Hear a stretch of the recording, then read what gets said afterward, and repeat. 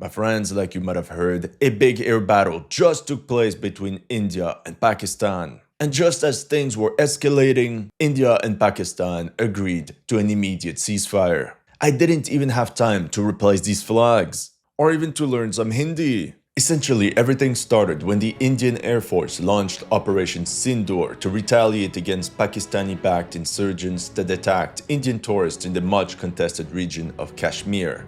As India launched airstrikes during the night of the 6th to the 7th of May, chaos erupted. Moments later, India and Pakistan ended up clashing in the sky. Reportedly, over 100 aircraft were involved in this air battle. All I can say is that India's operation was as successful as, flirting with an Indian accent. Hey man, aren't we cool? Don't we sound really hip? Because that next morning, Pakistan claimed to have shot down 5 Indian aircraft.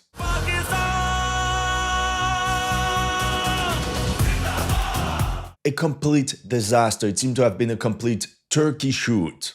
But that's the Pakistani version of the story, which was recycled by the mainstream media over and over in many misleading headlines. Because in reality, these Pakistani claims don't even match the evidence that was gathered. I only see 3 options to explain what happened. Number 1, the French-made Rafale is trash. It might have been good against insurgents wearing pajamas and riding Toyotas in the desert, but not in the context of modern warfare. Macron, brother, give me back my Rafales. Number 2, the Indian Air Force is trash. You can provide India with capable equipment, but Indian training and force employment plays a greater role than technology alone. Or explanation number 3, Chinese military equipment is just overpowered. Because now the Pakistani Air Force is mostly using Chinese weapons. In my opinion, a clear case of pay to win. Or it could also be a combination of these 3 options. Trolling aside, there's one reason that nobody talks about that explains the failure of the Indian operation. But no spoilers, more on that later. So we'll go through all this and try to clear up this entire story. Oh yeah, and that's not all. After this air battle, both sides ramped up missile strikes and bombarded each other's military infrastructure. Disclaimer, in this video I'm not going to talk about the roots or the entire history behind the conflict opposing India and Pakistan. Maybe in a future video, but right now, we'll go straight to this enigmatic air battle and the missile strikes that followed. I also highly encourage you to check out the videos of HistoryLegends. With his background in the French Navy and as a former Rafale pilot, he has very interesting things to say about what happened between India and Pakistan. And the good thing for you, his content is also dubbed in English. Welcome to HistoryLegends, and here are the latest news of the Indo-Pakistan conflict. If you're new to this channel, make sure to like and subscribe. As you know, some of my videos have been targeted with limited or no ads. So make sure to check out my Patreon or PayPal to keep the show running. Thank you to everyone that has already helped, and welcome to the headquarters. What you have to understand is that a similar incident happened a couple years ago. After attacks against Indian security forces in Indian-administered Kashmir in 2016, Indian special forces carried surgical strikes against insurgent positions beyond the line of control, right inside Pakistan-administered Kashmir. What? Pakistan hiding insurgents? Wow, that's something totally new that I did not expect. However, in 2016, Pakistan did not retaliate, and eventually the situation de-escalated. In 2019, the trigger was the Pulwama attack, which caused 40 fatalities in the ranks of Indian paramilitary forces. In response, on the 26th of February, the Indian Air Force decided to carry out limited retaliatory strikes on insurgent rear operating bases located in Pakistani-controlled territory. India's French-made Mirage 2000 fighter aircraft crossed the line of control and bombed what it identified as a training camp of the GEM group near Balakot, using precision-guided Spice 2000 bombs.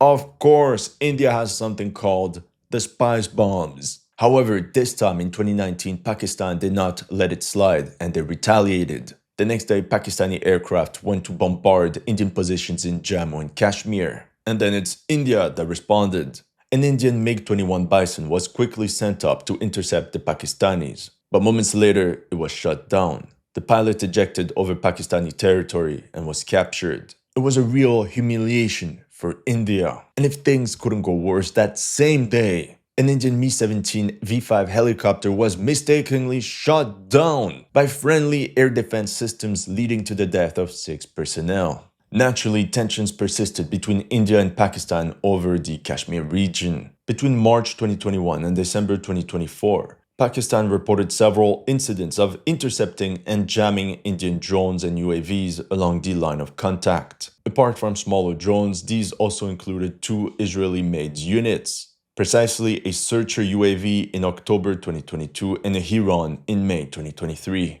In summary, since the 2019 crisis, Pakistan significantly strengthened its electronic warfare capabilities along the line of contact, mostly through Chinese-supplied mobile electronic warfare systems, ground-based jammers, and integrating them with Chinese HQ-9B medium-range SAM batteries.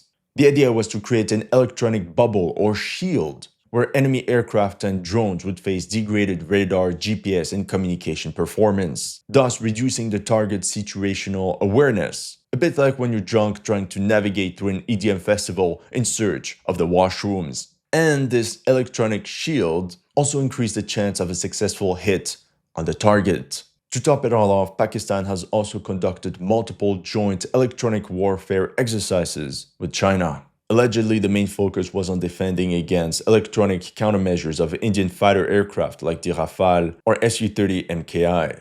Additionally, Pakistan has collaborated with Turkey to develop an electronic warfare platform based on the Bombardier Global 6000, potentially allowing for standoff jamming from deeper inside Pakistani airspace. How did India prepare in the meantime?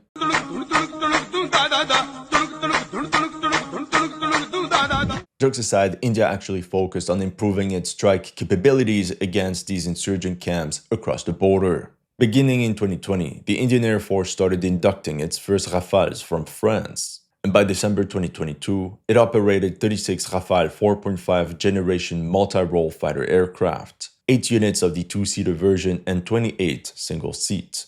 Thus, they formed two Rafale squadrons of 18 aircraft each, the number 17 Golden Arrows and the number 101 Falcons. In response, Pakistan decided to upgrade from its F-16s it had acquired from the United States in the 1980s. But to do so, they turned towards a new ally. In December 2021, Pakistan announced the acquisition of at least 25 Chinese-made 4.5 generation J-10C fighters. It was explicitly framed as a counter to India's Rafale program. And as you can see during the early 2020s, the Pakistani Air Force massively shifted towards Chinese technology. However, equipment alone doesn't win wars. Pakistani pilots had the golden opportunity to train directly with China. For example, Chinese flankers like the J-11 have similar flight characteristics to the Indian Su-30 MKI, which the Pakistani pilots could fight against in combat exercises. Pakistan also had full access to the S-400 air defense system China imported from Russia, which is the foundation of India's air defense. Now, this is speculation, but there's also the strong possibility that Pakistani pilots or Air Force units have indirectly trained or exercised against Qatari Rafales, and thus gained full understanding of the potential vulnerabilities of the French-made aircraft. Fast forward to April 2025. On the 22nd, an attack by insurgents of the GEM organization caused 26 civilian fatalities, mostly among Indian tourists. Can you guess what the Indian government decided to do after that? Yes, exactly. They decided to strike the rear operating bases of these insurgents located in Pakistani-controlled territory.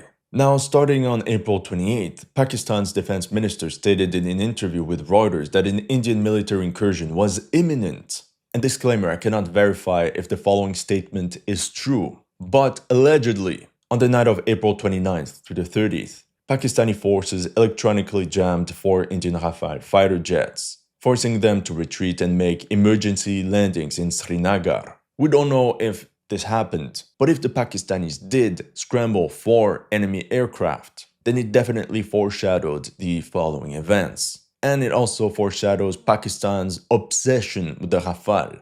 Any aircraft they see, Rafale. Drone, Rafale. Incoming missile, Rafale. Eventually on the night from the 6th to the 7th of May, the Indian Air Force launched Operation Sindoor. India bombarded 9 locations believed to host or be operated by the insurgents behind the attack on the Indian tourists in Kashmir. 5 bases in Pakistan-occupied Kashmir have been targeted and 4 others in Pakistan proper. Here you can see some of the locations that were selected and then bombed by the Indian Air Force. Allegedly, the headquarters of the GEM and LET insurgent groups were all neutralized. According to Indian reports, the Indian Air Force used some of its Rafale fighter jets to carry out this mission. I mean, why wouldn't they? The Rafale's ASM hammer-guided bombs can strike targets up to 70 kilometers away. These have also proven their worth in the Russo-Ukraine war. We can believe these were used to target bases closer to the border in Kashmir. Whereas the Rafale's Scalp EG cruise missiles that have a range of 250 kilometers were most likely used to strike targets deep inside Pakistan. All in all, it was announced that Operation Sindoor lasted 23 minutes. I think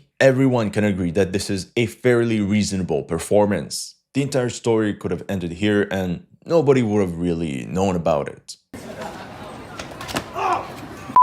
The next morning, Pakistan claims to have shot down 5 Indian fighter aircraft, of which 3 of the elite French-made Rafale. Everybody stay calm. What's the procedure, everyone? What's the procedure? Stay calm! Wait. Everybody calm down! According to this presentation by Pakistan, at least 60 Indian aircraft were in the air, 14 of them ID'd as Rafales, against 42 of Pakistan's most modern aircraft. They claim that this resulted in an hour-long aerial battle. I mean, it's not because they did a PowerPoint presentation that we have to take their word for it. All I can say is that due to the lack of projectiles we found, I struggle to believe this entire story. Yes, maybe there were many aircraft in the air, but that doesn't mean they all engaged in a huge battle. So how about we start looking at the evidence? We can confirm that at least 3 Indian aircraft were indeed shot down. 2 in Indian Kashmir, more specifically in Wuyan in Akhnur, and another in Akalia Kalan. So all 3 were destroyed within Indian-controlled territory. So let's start with the crown jewel of the Indian Air Force, the Rafale. It was reportedly shot down in Akalia Kalan, 75 kilometers from the India-Pakistan border. After the crash, locals found pieces of the aircraft laying around. This part here with missile launcher written on it is part of a Mika air-to-air missile. However, both the Rafale and Mirage 2000 operate them. But then the video showed the missile pylon, which is exclusively used by the Rafale. Then in the morning came more images. Here laid a piece of the aircraft, identified as a Snecma M88 engine. Without a doubt, it was part of the Rafale. And for those that are still skeptical, locals found part of the vertical stabilizer of a Rafale. And not any Rafale. Tactical number BS001. The first Rafale that India received from France. Our men are shaken by this terrible event. And if you're still not convinced, check this out. It's not because it's on CNN that it's necessarily false, but here they reported a high-ranking French intelligence official told CNN today that 1 Rafale fighter jet operated by the Indian Air Force was downed by Pakistan. How is it possible? Is it because the Rafale is trash, or because we should expect some losses in a modern conventional war setting? The Rafale's advanced spectro-electronic warfare system was considered highly effective, so the loss of such an aircraft felt like a real humiliation for French manufacturer Dassault.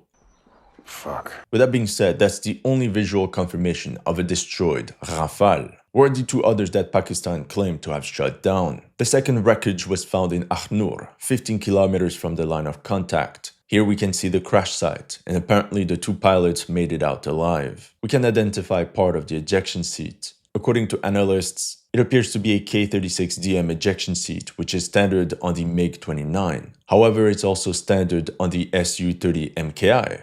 So it could either be a MiG-29 or a Su-30. Now it's important to note that the ejection seat was located about 50 kilometers from the crash site. So theoretically, we could be talking about 2 different aircraft. But for now, the consensus is that it's all part of 1 aircraft. According to the latest footage that was released from the crash site, we can see an AL-31FP engine in the wreckage, which was specifically designed for the Su-30 MKI.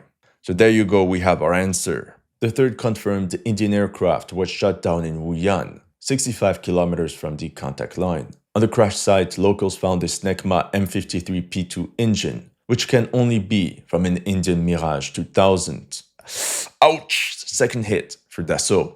Those are the only Indian aircraft that we can visually confirm as destroyed at the moment. I think a lot of the confusion comes from parts of aircraft that have been spread out. or debris of other projectiles that locals thought were part of an aircraft. For example, we have evidence showing the booster section and nose cap of a BrahMos PJ-10 cruise missile. Now this BrahMos cruise missile can either be fired by ground launchers, but we also know that the Russian Su-30 MKI was specifically modified in order to be able to carry these BrahMos missiles. Now, if 3 Rafale fighter aircraft had been shot down with complete visual confirmation, then I would have tilted towards the Rafale is trash, and that a lot of the problems could definitely come from the machine itself. But with only one unit of this model having been destroyed, it's simply not conclusive. Apart from that, we also have visual confirmation of the type of missiles that the Pakistanis have fired towards the Indians. Parts of 2 Chinese-made PL-15E were found in India near the village of Kamahi Devi. That's really the only physical evidence we have of Pakistani weapons that were used. For the first PL-15, it was its seeker section that was found, and for the other missile, it was its propulsion section that was found nearly intact. From what I read, this can happen when missiles fail to hit their targets and run out of fuel. This is a Chinese long-range air-to-air missile whose export version has a range of 145 kilometers. As of now, Pakistan's Chinese-made J-10C fighters are the primary known operational platform for PL-15E missiles, but it's important to note that the JF-17 Block 3 could also operate them. The day after the air battle, Reuters released this article. US officials confirmed Pakistan used Chinese J-10 jets against Indian aircraft. And according to Reuters, US officials also said that 2 of the Indian aircraft were shot down with air-to-air missiles. However, we don't know which models were hit. Please, not the Rafale. I don't care any model, not this one. Well, it could be the Rafale. How about we compare the aerial victories claimed by the Pakistani Air Force, marked in dark green on the map, with the actual crash sites of aircraft that have been shot down, marked in orange. The only claim that is cross-referenced is that Rafale hit in the south, but that's about it. In the center, the Pakistanis claim to have shot down yet another Rafale, when the nearest crash site is from an Indian Su-30 MKI. In the north, the Pakistanis claimed 3 aerial victories around this one crash site. They claim to have shot down a MiG-29, an Su-30, and a Rafale. When at the crash site, we could only identify remains of a Mirage 2000. So this is a reminder to take the Pakistani's Air Force claims and its entire presentation with a handful of salt. Now the section that you all waited for. What exactly happened that night? If we go back to the map, we can see that all 3 of these aircraft were clearly shot down over Indian territory, indicating that they most likely did not penetrate into Pakistani airspace. I looked at all the different stories, and here's what I think happened. I believe that the Indian Air Force decided to engage the insurgent camps from within Indian airspace to signal restraint, avoid escalation, and let's be honest, because it's much safer than venturing straight into enemy air defense. And if an incident happens like in 2019, it would avoid Indian pilots being captured by the Pakistanis. Such requirements would have been demanded by Indian policy makers. It made sense politically speaking. On one hand, the Indian government had to react. The public demanded revenge. But on the other, India also didn't want to start an all-out war with Pakistan. I mean, as of now, these decisions make sense. We can also mention similar airstrikes on TRST camps from 2024. Pakistan also conducted airstrikes against Taliban hideouts located in Afghanistan. And before that, on January 16, 2024, Iran conducted missile and drone strikes against insurgent camps in Pakistan's Balochistan province. That's just what they do in this region. And this action didn't cause the direct intervention of Pakistan's Air Force. However, by doing so, Indian officials must have assumed that the Pakistanis would not react, and that they will let the airstrikes happen. One indication of that is that during Operation Sindoor, the Indian Air Force did not strike any Pakistani air defense systems, nor did they bombard all of Pakistan's air bases. That would have been a declaration of war, and that was not the objective of the operation. India focused solely on bombarding these insurgent camps, and in that regards, the mission seems to have been a success. The pilots were probably told this is a routine strike mission. Everything is going to be okay. How about we test all these beautiful aircraft that we have? Or it's also going to be good practice for the new pilots. Hidden units, my lord! Treacherously meant to ambush us! Also notice how Pakistan didn't prevent the Indians from striking the insurgent camps. striking the incoming Indian aircraft, while they were still in their own airspace, and before they had even fired their weapons, would have been a clear casus belli. So Pakistan had to let the Indians strike first. At the same time, Pakistan could use these low-value targets as bait for the Indian Air Force to reveal all its assets. Because let's be honest, Pakistan clearly anticipated the attack. It's very possible that ever since April 22nd, Pakistan deployed its J-10C fighters in combat patrol, ready to intercept enemy targets. In the presentation by the Pakistani Air Force, we can see 3 of their units, and a total of 10 aircraft patrolling the sky at all times. As you can imagine, that is something that can become extremely exhausting for the pilots over an extended period. To add to this, we can also believe the Pakistani fighters flew at very low altitude,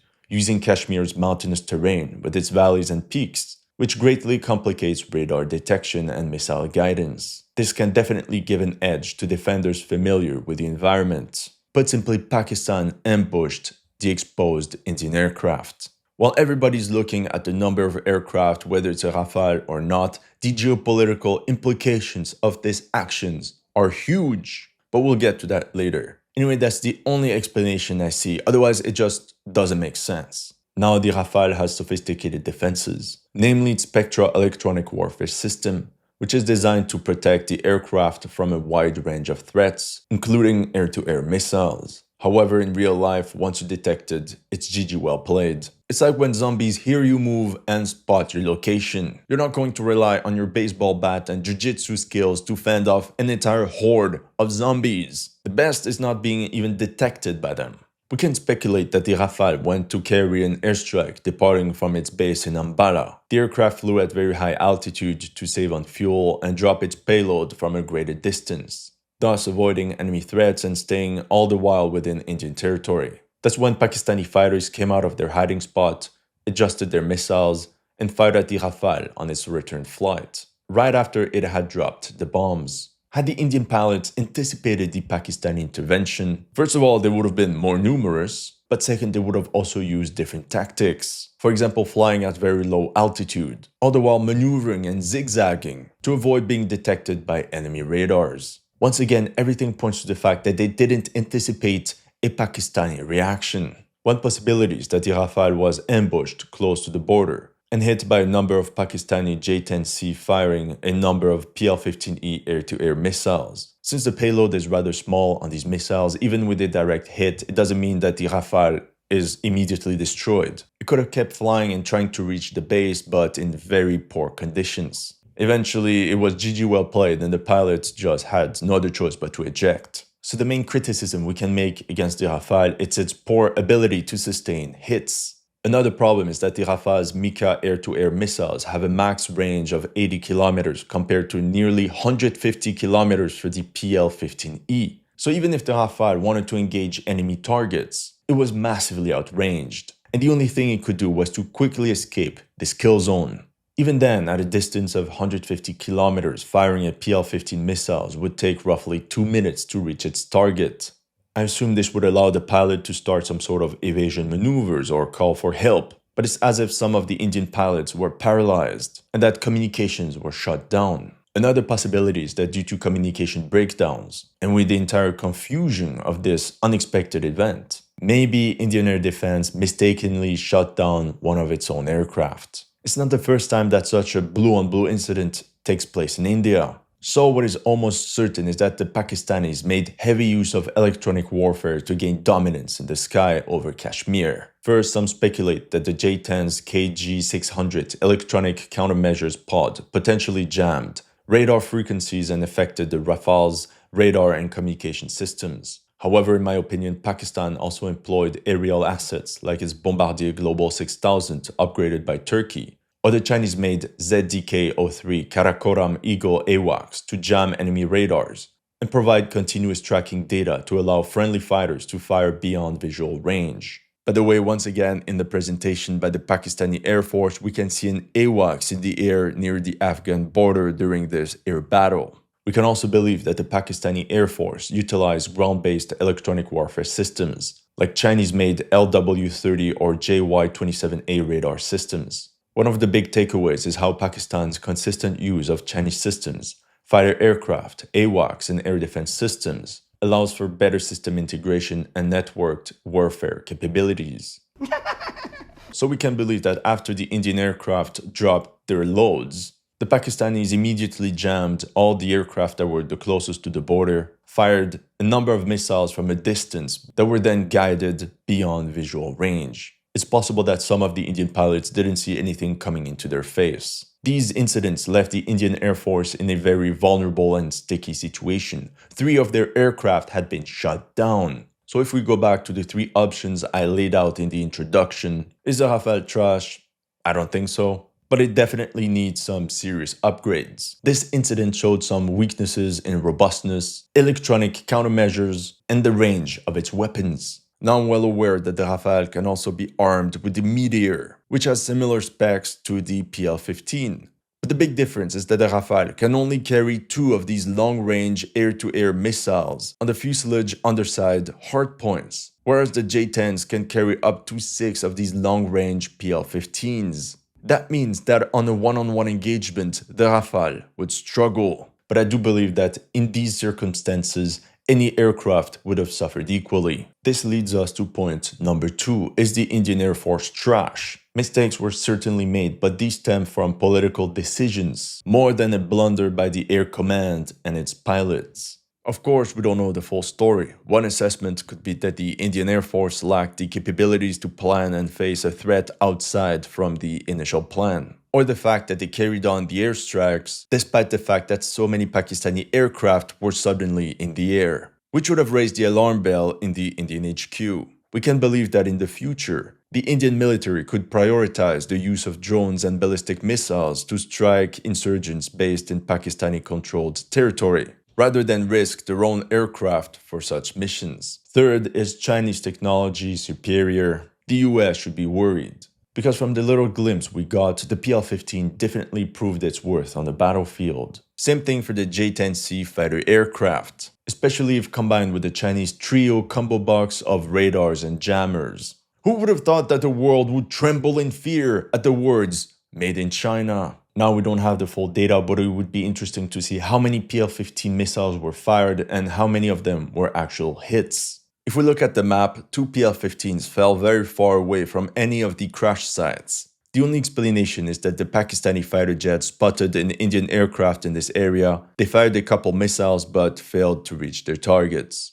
That could explain why we have PL-15 fragments in one part of India and the crash site in another. But this entire beef between India and Pakistan doesn't stop here. It's not a surprise that the next day India refrained from using its aircraft. The Indian Air Force launched dozens of Israeli-made Harab drones, with Pakistan's military reportedly having shot down between 12 and 25 of them. In this video recorded by Pakistani locals that have never heard of OPSEC, we can see a 35mm Type 90 twin autocannon at work. In this one, the remnants of one of the drones that fell in Pakistani territory. Allegedly, one of the drones hit some sort of Pakistani military facility in Lahore. And then it was Pakistan's turn. In response, Pakistan targeted 15 locations, including the city of Jammu, as well as military targets like this airbase in Pantakot using drones and missiles. Some debris could indicate that R-73E air-to-air missiles fired from Indian MiGs were used to shoot down incoming drones. Allegedly, Indian S-400 missile air defense systems managed to intercept the incoming threats. This also marked the first combat use of the S-400 for India.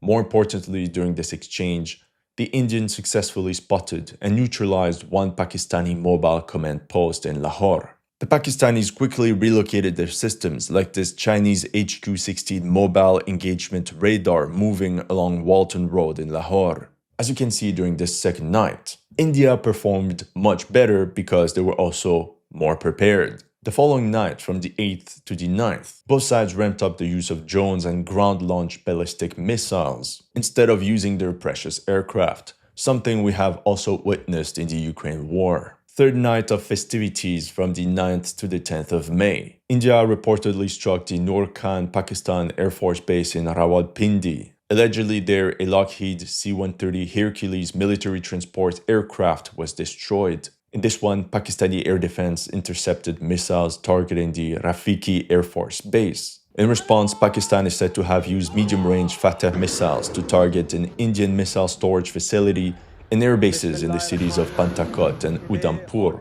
Pakistan also claimed that they used a Chinese-made JF-17 Thunderjet to hit an Indian S-400 air defense system, with a Chinese-made CM-400 AKG hypersonic missile in anti-radiation variant. I'm still waiting for any visual confirmation of these claims. All we know is that Pakistani taxpayers are paying close attention as to how their money is being spent. And now it was India's turn to play. In the afternoon, India retaliated and focused all its missiles on Pakistan's Air Force bases. Here we have a fragment of a BrahMos supersonic missile found in Pakistan. All in all, India launched a missile strike on Pakistan's Shabas Air Base. It seems Pakistani air defense failed to stop that one. Here's the aftermath of Indian strikes on Pakistan's Rahim Yar Khan Air Base, where a massive crater was visible on the runway. India also targeted the Bolari Air Base and the Sargodha Air Base, which serves as the headquarters for the Pakistan Air Force Central Air Command. Overall, the problem is geographic. Pakistan lacks strategic depth, so all its air bases can easily be targeted by India. I was gonna say let's see where this goes, but Trump saved the day and both countries agreed to an immediate ceasefire. India also declared future terror attacks will be treated as acts of war. So even if this situation de-escalates, it's just a matter of time before another terror attack in Kashmir and for fighting flaring up again between India and Pakistan. That's all I have for you today. Let me know in the comment section what you thought of my analysis. If you're new to this channel, make sure to like and subscribe. And if you want to support my work, make sure to check out my Patreon or PayPal. The links are in the description below.